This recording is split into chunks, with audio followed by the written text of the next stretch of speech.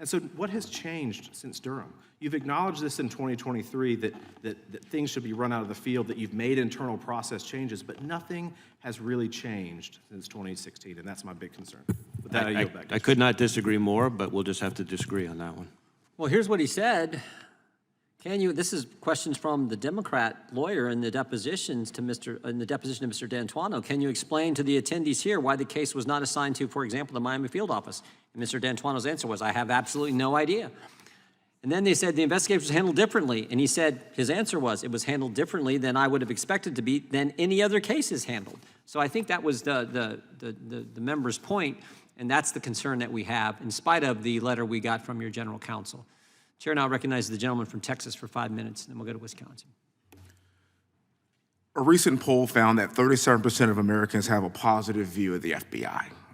And that's from an NBC poll. I wouldn't exactly call that right media propaganda, and I think I know why. Here's what the American people know and believe about the FBI today, sir.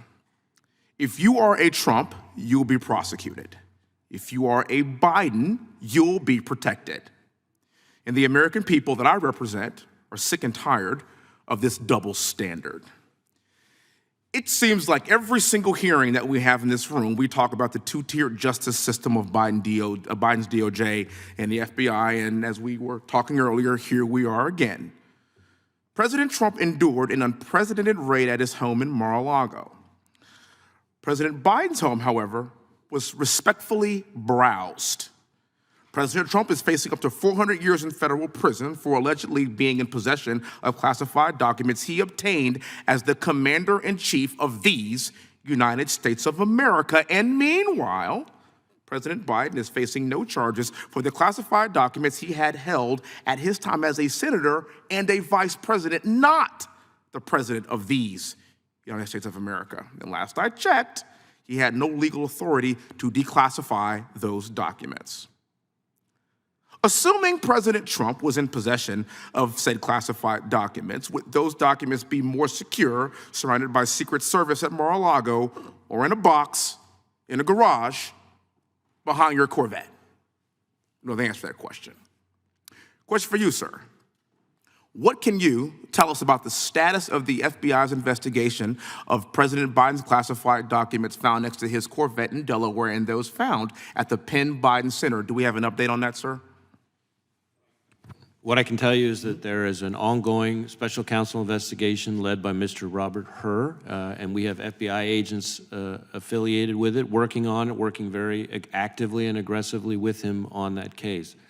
I obviously disagree with your description of the two standards. In my view, at least under my watch, we have one standard. Okay. And that is we're going to pursue the facts wherever they lead, no matter who likes it. And I add that last part because especially in sensitive investigations, almost by definition, somebody's not going to like it. So I understand, and that's actually why I led with the sentiment of the American people. I understand that's your sentiment. I do want to finish this. So I want everybody to talk about this dichotomy that we have seen. I get your point, sir, but that's just not what we see as the public, as we the people. We see one case being fast-tracked and one case being slow-walked. We see one president's home being raided, the other president's home being kindly searched.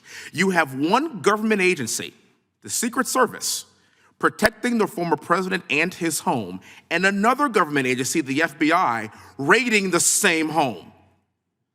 Now, to me, sir, that's tragically ironic. And we expect more from a functional constitutional republic, and these things shouldn't be happening.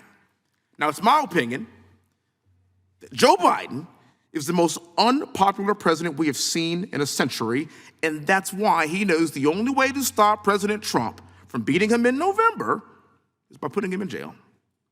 You talked about this, Mr. Fry. In the 247 years of this existence of this great nation, only one president has ever been indicted by the DOJ and has home raided by the FBI. Now, some have said that President Trump's indictment means that no one is above the law. Okay, all right, I would love to see that. But what about Hillary Clinton? And what about Joe Biden? And what about Hunter Biden, who is America's favorite son?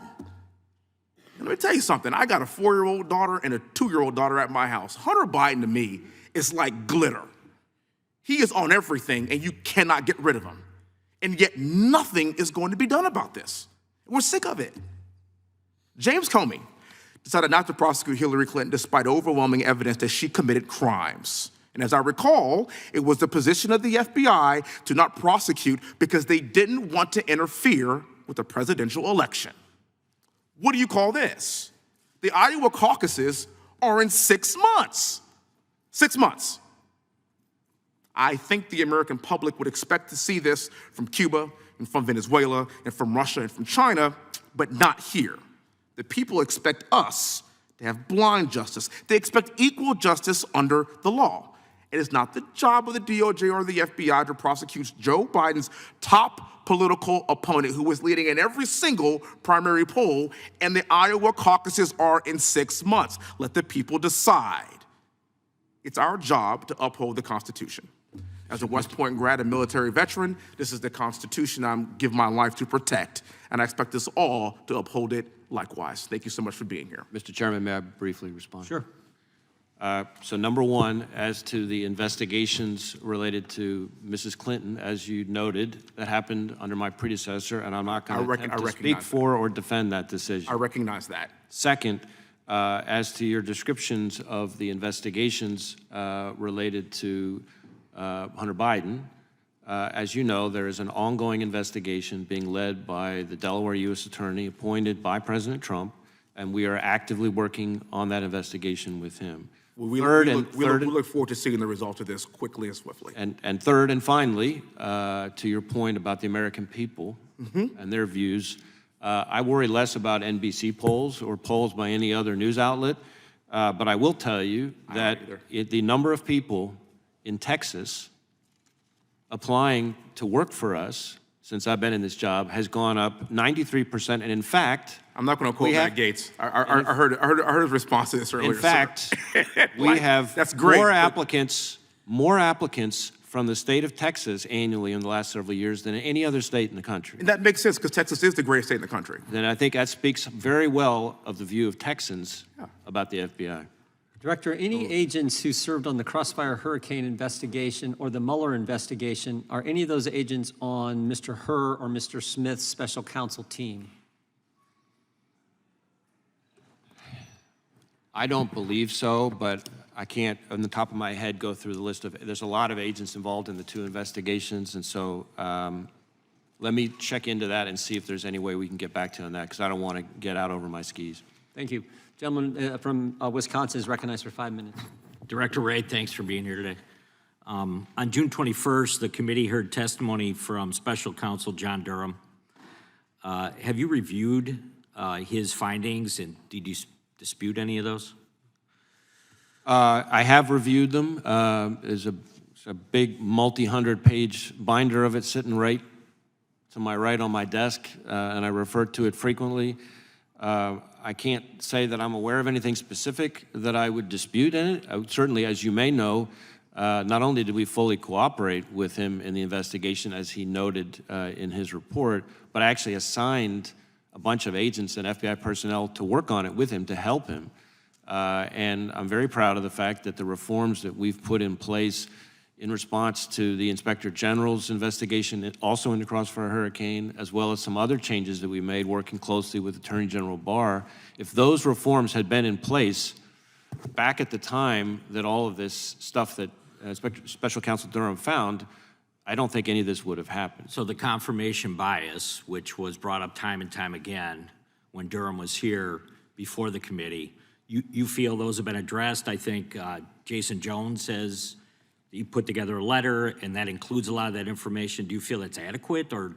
Well, I'm ambitious by nature for us as an organization, so we're constantly looking for more things we can do, but I'll give you an example on this issue of bias because I think it's so important. One of the things that I did as FBI director, and I did this a couple of years ago, was in order, and this frankly, it was in reaction in many ways more to both the Hillary Clinton investigation as well as the Crossfire Hurricane investigation, was that I put in place training for the entire workforce that focused specifically not just on the importance of avoiding bias, but the importance of avoiding even the appearance of bias. And one of the things that I did to make sure that I was sending that message was that rather than like the way it normally happens in a bureaucracy where all the training gets saddled on all the folks on the front lines right out of the gates, I started with the top 200, 300 or so people in the organization, brought them all to Quantico for an entire day, stand down.